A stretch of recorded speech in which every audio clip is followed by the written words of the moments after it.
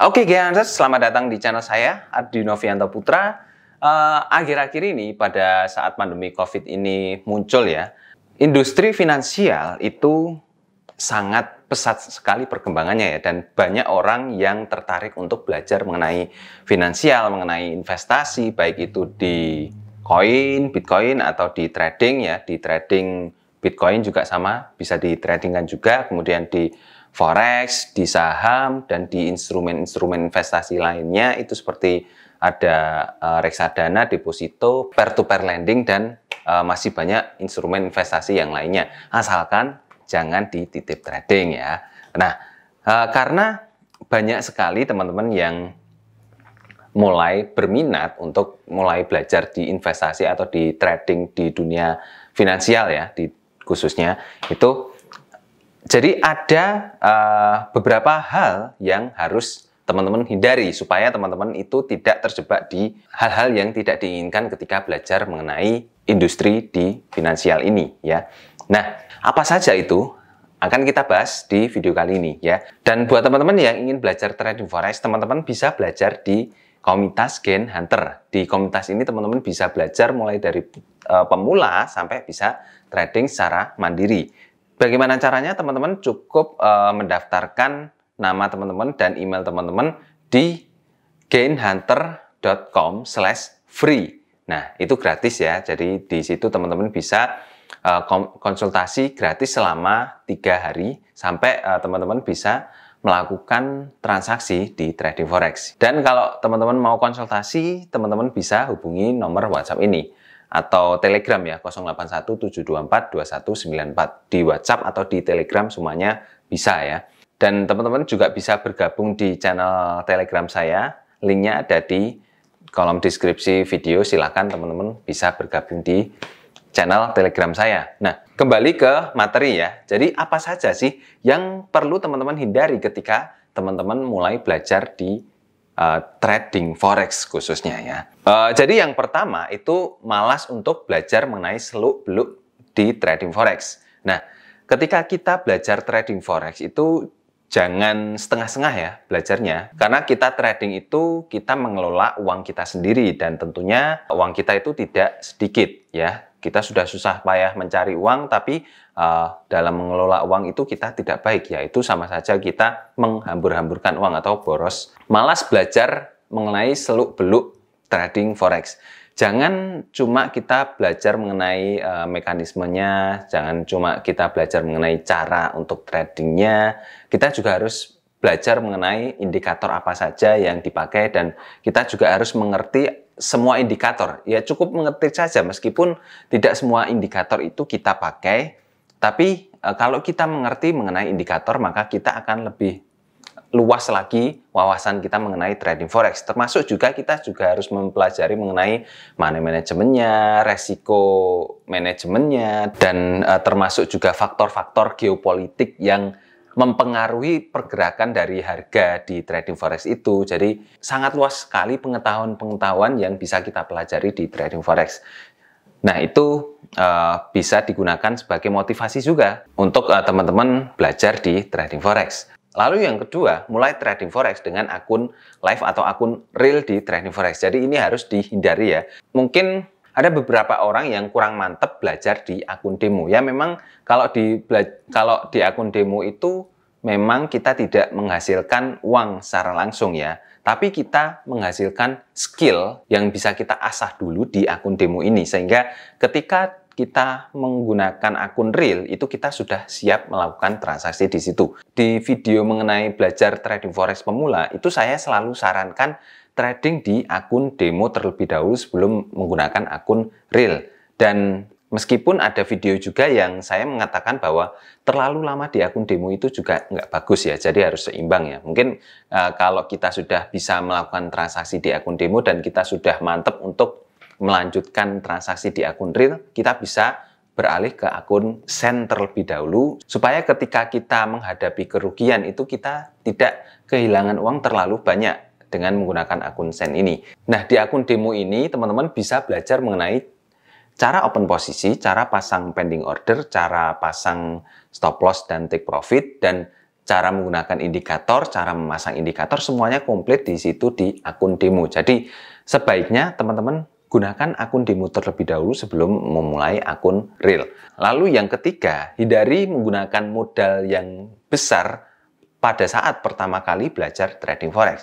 Ya memang semakin besar modal yang kita gunakan untuk trading forex itu semakin aman akun kita. Tapi kalau pertama kali belajar di trading forex dan kita menggunakan modal yang cukup besar, pengalaman kita untuk melakukan transaksi di trading forex itu belum cukup untuk mengelola uang sebesar itu. Sebaiknya gunakan uang yang kecil terlebih dahulu, dan di beberapa video sebelumnya itu selalu saya sarankan ketika teman-teman memiliki modal nganggur gitu ya.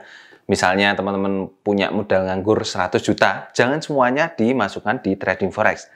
Gunakan maksimal 10% saja untuk digunakan di trading forex ini. Misalnya kalau teman-teman punya uang 100 juta, ya yang dimasukkan ke trading forex 10 juta saja. Yang lainnya, sisanya yang 90 juta itu bisa dimasukkan ke instrumen investasi yang lain seperti saham, reksadana, pokoknya investasi-investasi yang lebih aman. Kenapa? Karena di trading forex itu merupakan instrumen investasi yang paling tinggi resikonya, sehingga ketika teman-teman mengalami kerugian di forex, teman-teman masih punya kesempatan untuk merecovery kerugian yang teman-teman hadapi dari trading forex ini, sehingga ini akan jauh lebih aman. Lalu yang keempat, kurang memiliki sikap sabar dan disiplin. Jadi kalau kita sudah terjun di trading forex, kita harus sabar ya di dalam melakukan transaksi di trading forex ini, dan disiplin juga. Karena gini, kebanyakan klien saya yang konsultasi dengan saya itu ya, saya lihat di histori transaksinya itu dalam satu hari itu ada banyak sekali open posisi, dan saya sampai bingung bagaimana cara memanagenya transaksi sebanyak itu ya. Padahal di trading forex itu kita tidak perlu atau tidak harus untuk melakukan transaksi yang cukup banyak. Sehingga kalau transaksi kita itu sedikit, kita bisa lebih santai dalam memanage akun kita ya. Misalnya kalau kita dalam waktu satu hari itu cuma transaksi satu kali saja ya.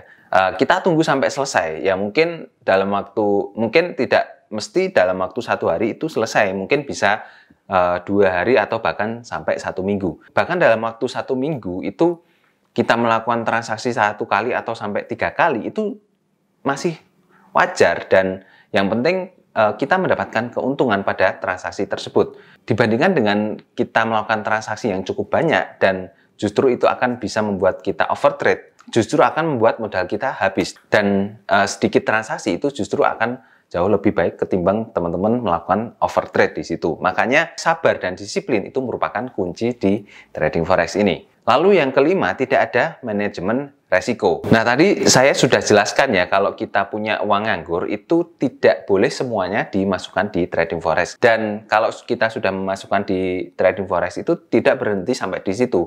Kita juga harus memiliki manajemen resiko untuk uang yang kita masukkan di trading forex. Misalnya, kita harus punya batasan kerugian berapa per transaksi yang kita lakukan, misalnya $50 atau $10. Nah, itu harus diperhitungkan juga. Dan ketika melakukan transaksi, kita juga harus melakukan perhitungan terlebih dahulu dan membuat strategi cadangan ketika terjadi perubahan harga yang tidak kita inginkan. Jadi, ketika melakukan transaksi itu kita benar-benar puas melakukan transaksi tersebut. Lalu yang keenam, tidak melindungi akun trading yang kita miliki. Nah, melindungi akun trading yang kita miliki itu maksudnya kita melakukan transaksinya dengan memasang stop loss dan take profit. Setiap melakukan transaksi selalu memasang stop loss dan take profit, sehingga ketika terjadi floating ya, itu kita tidak terseret di arus floating tersebut. Termasuk juga melakukan money management supaya kita tidak melakukan over transaksi, dan kalau sudah over transaksi ya otomatis MC merupakan resiko yang paling besar yang bisa kita hadapi. Lalu yang ketujuh, yang terakhir ini belum mempunyai trading plan yang memadai. Di video sebelumnya saya sudah membahas mengenai rencana trading. Sebenarnya membuat rencana trading itu sangat simpel sekali. cuma membutuhkan 3 unsur ini. Yang pertama adalah entry posisi, kemudian yang kedua adalah exit posisi, dan yang ketiga adalah money management. Sangat simpel sekali ya. Nah, kadang kita merasa sulit untuk menentukan entry posisi, menentukan exit posisi, dan menentukan money management ini. Makanya ini menjadi bagian paling penting di rencana trading. Sebenarnya untuk menentukan entry posisi itu kita bisa mengambil dari support dan resisten atau mengambil dari indikator yang kita pakai ya. Terjadi misalnya di indikator Bollinger Band dan indikator RSI. Nah, di pattern-pattern tertentu kita bisa melakukan entry posisi pada indikator tersebut.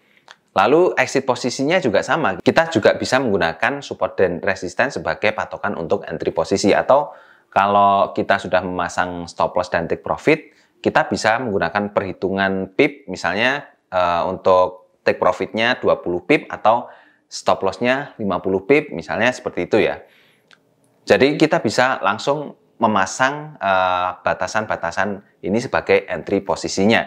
Untuk money manajemennya itu juga harus kita perhitungkan ya, karena money management ini merupakan benteng terakhir ketika teman-teman melakukan kesalahan dalam analisa. Kalau teman-teman melakukan kesalahan dalam analisa, setidaknya teman-teman sudah melakukan money management yang baik, sehingga akun yang teman-teman miliki itu masih aman ya. Nah, jadi kira-kira seperti itu untuk sharing saya mengenai hal-hal apa saja yang teman-teman harus hindari ketika mulai belajar di trading forex. Dan materi itu semuanya sebenarnya sudah saya masukkan di Gain Hunter. Jadi kalau teman-teman mau bergabung di Gain Hunter, silahkan klik link di deskripsi video di bawah ini ya. Jadi gitu saja teman-teman. Jangan lupa untuk subscribe channel ini, nyalakan juga notifikasi loncengnya supaya teman-teman tidak ketinggalan video-video edukasi dari channel ini ya. Sampai ketemu di video selanjutnya. Bye-bye.